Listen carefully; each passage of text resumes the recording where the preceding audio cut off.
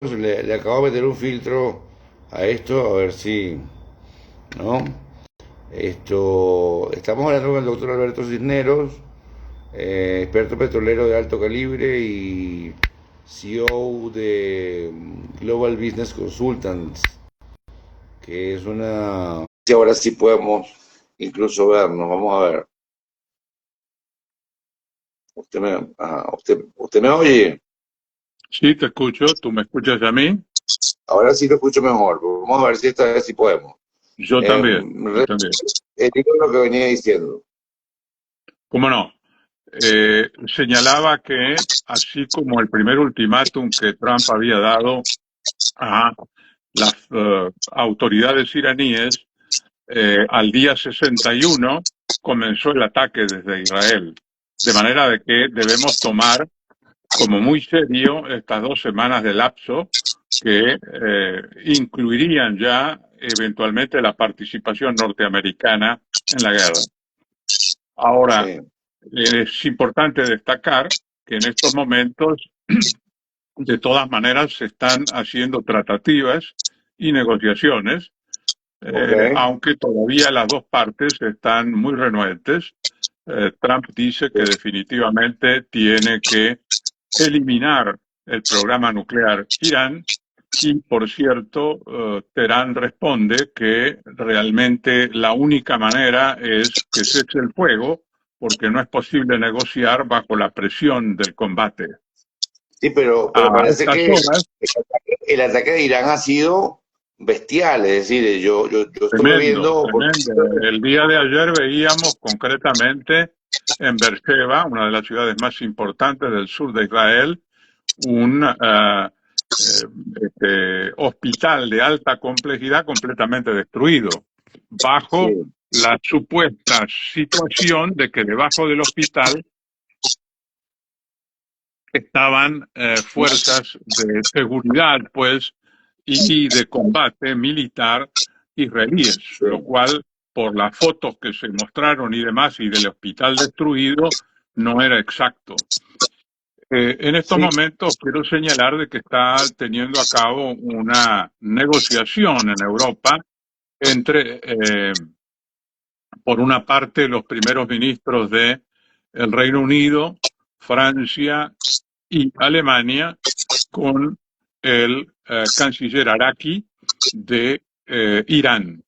Y por otro sí. lado, también es importante destacar que el delegado norteamericano, Steve Witkoff, no ha dejado de comunicarse prácticamente diariamente con el canciller Araki de Teherán Sí. telefónicamente, a los efectos Doctor, de ver si se puede conseguir, perdón, una solución, una salida negociada, pues, a este conflicto tan grave, tan importante. es lo que Yo propone quiero Putin, ¿no? destacar, Es decir, bueno, yo quiero, eh, para llegar a eso, quiero ver rápidamente la geopolítica regional y luego la geopolítica mundial, en la cual está no ok, solamente Putin, sino también el presidente Xi de China. ¿Ok? En cuanto a lo sí, regional, vale decir de que los países de las petromonarquías árabes del Golfo siempre han tenido como antagonista a Irán.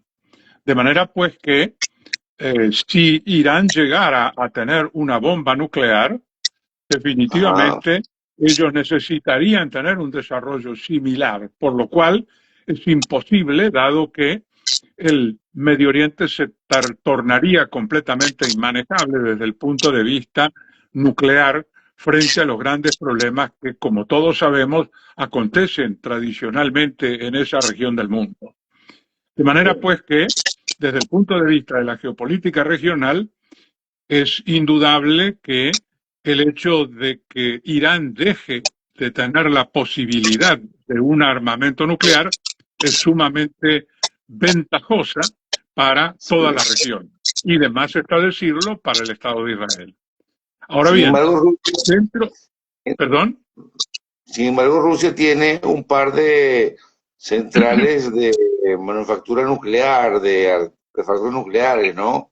Y han bueno, pedido aquí tanto entra ahora, Estados en cuanto a Unidos, tu comentario, la geopolítica mundial. Y ahí hay que sí, analizar el involucramiento eventual de Putin y el involucramiento de China a través del presidente Xi. En sí, principio, Putin tiene demasiadas cosas que atender con la gravísima guerra de 3 años que lleva y pico ya, 3 años y medio casi con Ucrania, con la invasión de Ucrania. De manera que no tiene este gigante con pies de barros, aparentemente, posibilidades de atender un segundo flanco tan importante, a pesar de todo el armamento que le ha provisto en el pasado, el intercambio de drones que han tenido entre Irán y Rusia para resolver problemas en Siria y en la región, ¿verdad? Pero sí. hace que definitivamente Putin esté con las manos relativamente atadas para entrar en el conflicto. Por otro lado, Ahora, el otro gran ese es el actor mundial, punto. un segundito para concluir, Sí, sí, sí. que es por supuesto China, tiene una situación que ha solicitado ser una especie de mediador en el conflicto para tratar de resolverlo. Ahora, ¿qué No, pregunta tenías tú al respecto? no, te decía que se está desarrollando en este momento en San Petersburgo el Foro Económico de San Petersburgo, ¿no? Ujú. Y fue abordado por el presidente Putin por la Correcto. prensa internacional y se le sugirió la idea de que esto pueda desatar eventualmente una tercera guerra mundial, ¿no? Ok. Esto, él dijo que eso era una idea importante y que había como una especie de volatilidad latente en el aire que hacía temer que eso pudiera pasar, ¿no? Ok. Esto, en ese caso, Vamos a analizar esto, vamos a analizar esto, ha proyectado que se puede poner el barril en 130, ¿no? vamos a analizar esto muy rápidamente. El Sí, problema de la guerra de Ucrania sí es un problema que concita de manera directa a la Europa oriental, a la Europa occidental. Y ahí las claro. posibilidades de una tercera guerra mundial existen, ¿ok? Al punto que están en un proceso de negociación, de nuevo, Europa occidental con las fuerzas de Rusia para tratar de resolver esta problemática que es realmente sumamente preocupante. Esta situación, sin embargo, la interpretamos como algo mucho más regional, aunque no quiero quitarle mérito porque es la región más eruptiva por antonomasia desde el mundo bíblico, ¿verdad? De manera de que si, claro, llegáramos a tener armamento nuclear del lado de Irán y armamento nuclear del lado de Israel, por supuesto estaríamos en una guerra nuclear extendida y en las proximidades, ¿por qué no?, de una eventual tercera guerra mundial. ¿Okay? Sin embargo, repito y quiero destacar, da la impresión de que son dos guerras de un nivel muy diferente y el compromiso o la cercanía de la Europa occidental con relación a Ucrania es muchísimo más significativa e importante de esta guerra que de momento luce encapsulada. ¿Ok? Ahora, Ahora vamos bien, al petróleo. perdón. Vamos al petróleo. Es decir, Sí, ¿cómo señor, sí, influye señor. todo esto? Las implicaciones petroleras de esto y luego de nuestro país, si te parece adecuado. ¿Ok? Me parece perfecto. En cuanto al petróleo a nivel global, como sucede siempre cuando hay un acontecimiento geopolítico de guerra, ha subido el precio del petróleo aproximadamente en $10, de 65 a $75 por barril aproximadamente. Esto es una cuestión muy coyuntural, ¿ok? Que se denomina el Geopolitical Risk Premium del precio del petróleo cuando hay un evento de conflicto como este. Claro, La claro. duración es relativamente corta y para el pensamiento y la inversión petrolera es de muy corto alcance. El petrolero, nosotros pensamos normalmente en planificaciones de mediano plazo. Ahora, quien está en los mercados bursátiles comprando y vendiendo opciones, se enriquece o se empobrece con estas alzas y subas por problemas geopolíticos, ¿ok? Y quiero dar un ejemplo muy concreto de lo que señalo. Si vemos de nuevo la guerra de Ucrania, ¿O sí? En los primeros 2 meses, en julio, hace 3 años atrás, ¿verdad? Estamos por cumplir prácticamente el cuarto año, el comienzo del cuarto año, hubo un aumento de precios que llegó a $130 por barril, pero luego eso bajó, es muy puntual. En consecuencia, esto puede darse, ¿verdad? De momento pareciera que no. ¿Por qué digo que no? Porque hay la posibilidad de un suministro dentro de la región de la capacidad cerrada que tiene Arabia Saudita de prácticamente 2 millones de barriles día, que pudiera cubrir rápidamente el 1,5 millones de exportación aproximado que puede faltar si la exportación de Irán se cercenara al mundo, ¿ok?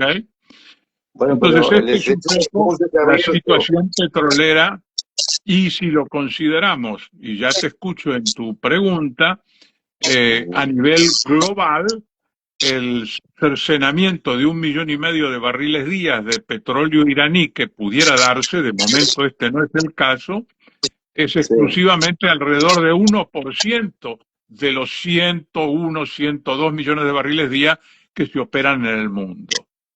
sí. Después de esto, con mucho gusto me gustaría entrar en nuestro país, pero si tienes alguna pregunta más con relación Yo al solo orden le petrolero quería mundial, con preguntar mucho gusto. sobre el estrecho de Hormuz, Perdón.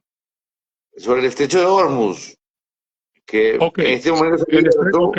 Si hubiera una represalia o un ataque a la refinería de Abadán en la cabecera del Golfo, la refinería más importante de Teherán, perdón, debo decir de Irán, en rigor de verdad, no de Teherán, podría haber algunas eh, amenazas de que hubiera ataques a través de los barcos VLCC que transitan el estrecho de Hormuz. Ahí sí, por supuesto, el conflicto sería mayor en cuanto al impacto petrolero de lo que pueda generar, porque por ahí circulan varios millones de barriles día, concretamente los de Irak, concretamente los de Kuwait, concretamente los de Arabia Saudita y de Emiratos Árabes Unidos, ¿ok? De manera pues que esa sería una situación diferente y probablemente ahí sí pudiéramos tener precios relativamente muy altos como los que tuvimos, por dar una semblanza, cuando se produjo el primer ataque, los primeros ataques de Rusia en la invasión de Ucrania, ¿ok? Sí, Ahora bien, sí. este es el panorama petrolero mundial con sus escenarios que acabo de referir, ¿no es cierto? Si se cerrara el estrecho de Hormuz y si no, la situación actual que es exclusivamente de la guerra entre Israel e Irán, sin tocar todavía en términos significativos la situación petrolera, porque la concentración, perdón, y la justamente intervención norteamericana sería para desmantelar, destruir todas las centrífugas que tiene bajo tierra, bajo montañas en Irán, concretamente el régimen del Ayatollah Khamenei. ¿Ok? Ahora usted En quería consecuencia, pedir una eso respuesta. requeriría la acción de bombas eh, increíbles, muy importantes, que solamente pueden llevar los bombarderos B-2 norteamericanos. Son, Ok. para que ustedes se imaginen, bombas de 7 metros concretamente, y que probablemente pudieran penetrar el subsuelo tan profundo como prácticamente 100 metros hacia abajo y destruir las centrífugas. ¿Ok? Ahora bien, si esto es Usted la quería caer en panorámica, Venezuela. perdón, Usted quería caer en Venezuela. correcto, si esta es la panorámica global, ¿no es cierto? Y demás, yo creo que Ya para es acabar. importante ver la situación en nuestro país, ¿ok? Ok. En nuestro país, en estos momentos, el precio del petróleo que aumente, no puede lamentablemente la producción venezolana aumentarse por problemas de las sanciones. En consecuencia, desde el punto de vista volumétrico, no puede uno aprovechar, si uno quisiera, entre comillas, el aumento del precio del petróleo. Por otro lado, en cuanto al precio de nuestro Merey 16, tiene dos problemáticas. Una, que al tener un volumen, un API de 16 grados API, tiene un precio muchísimo menor que el Brent o el WTI, que son crudos de prácticamente 32 grados API, muchísimo más ligeros. Y por el otro lado, dado el problema de las sanciones que padece Venezuela, tiene que dar como descuentos extra, ¿verdad?, para tratar de que se lleven ese petróleo, ¿verdad? En consecuencia, lamentablemente, desde el punto de vista precios, no nos beneficia, no podemos tomar ventaja por las situaciones que acabo de señalar. Si por otro lado vemos la situación de las sanciones, yo creo que es una problemática nuestra distinta y presenta dos escenarios de producción muy importantes, ¿ok? Primero, hay que señalar, comenzando, que la parte de exploración de nuestro país continúa, pero solamente con reprocesamiento de datos sísmicos, 2D y 3D. Es decir, que es para mantener o revitalizar los pozos de segunda generación, pero no de generar exploración de nuevas, concretamente, campos o nuevas áreas que pudieran aumentar la producción. Y aquí hay que hacer una distinción entre la situación de nuestro país con las empresas pequeñas y con las grandes empresas, que pasa, por supuesto, por la situación de las sanciones. Con respecto a las pequeñas empresas, hay que señalar que tanto empresas como Concord de China, una empresa Aldil de Argentina, ¿verdad?, y alguna otra, han firmado contratos recientemente para poder tratar de levantar producción, ¿verdad? Estas muchas son compañías de servicios que están intentando en estos momentos asociarse y tratar de poder ayudar a mantener ciertos volúmenes de producción. Aquí la empresa estatal nuestra lo que ha hecho es que ha disminuido su porcentaje de participación, les puede permitir, no es el esquema de empresas mixtas, sino una empresa de riesgo, donde la participación estatal estaría en los 50% y el otro 50% del inversionista privado. La situación con las empresas grandes es completamente diferente. ¿Por qué? Porque ellas están, como la situación de Chevron, que es la situación de Repsol, que es la situación de Maurel & Prom, etcétera, castigados por la regulación de las empresas OFAC, perdón, de las regulaciones OFAC de las sanciones norteamericanas, que no permiten concretamente que se aumente la producción, ¿verdad?, sino simplemente, y es el caso de Chevron en particular, se mantenga exclusivamente en los patrones de lo que tiene en estos momentos. De manera que la exportación, por ejemplo, de Chevron ha caído completamente, prácticamente a cero, a partir de las sanciones de la OFAC que han sido reinstauradas.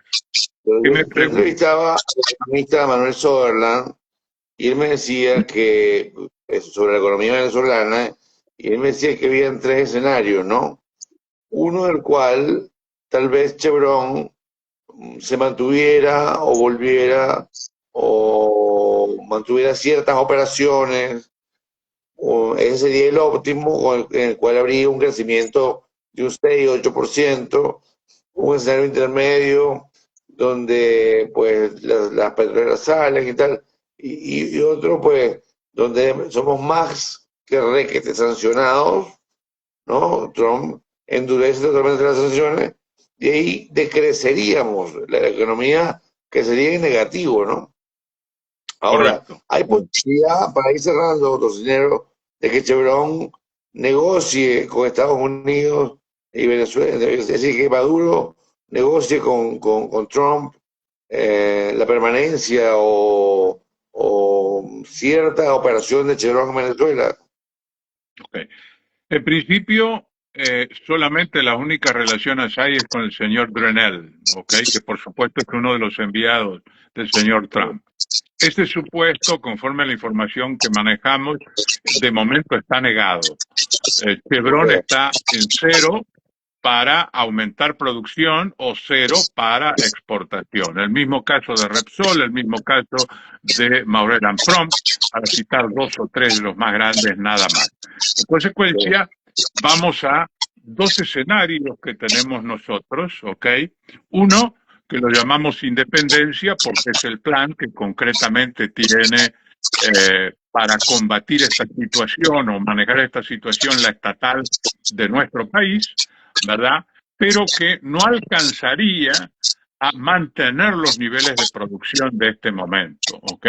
En los escenarios que nosotros tenemos, bajo el escenario de que estas empresas pequeñas puedan ir manejándose de alguna manera, pero que esto no es instantáneo, una declinación de la producción a una tasa de alrededor de 8.000 o 10.000 barriles día de aquí a fin de año. ¿Ok? Según las cifras secundarias de la OPEP, en este caso caería a diciembre de este año las producciones a 790.000 barriles día aproximadamente. El otro escenario que tenemos es más drástico, lo llamamos el escenario complejo. ¿Por qué? Porque esa situación de tratar de levantar producción o mantener producción por estas pequeñas empresas que acabo de señalar al comienzo, no se diera, no fuera satisfactoria y en consecuencia la declinación sería más pronunciada, de alrededor de 25 mil barriles día por mes, para llegar entonces a alrededor de 700.000 barriles día para finales de segundo semestre. Todo esto conforme a las cifras de las fuentes secundarias de la OPEP. Si tomamos las cifras oficiales, sería similar, pero con una arranque de, en vez de 850.000 barriles día, de 1.000.000 de barriles aproximadamente. Pero alrededor de estas declinaciones es lo que visualizamos en un escenario independencia y en el otro escenario que denominamos complejo. Ok, doctor, si usted quiere agregar algo para cerrar, como corolario, como conclusión. ¿Cómo no? ¿Cómo no? Sumamente preocupante para nuestro país la situación mundial y la situación geopolítica que atraviesa al ser sujeto de sanciones como lo ha sido desde hace tiempo atrás. La mejor salida es definitivamente siempre una salida negociada.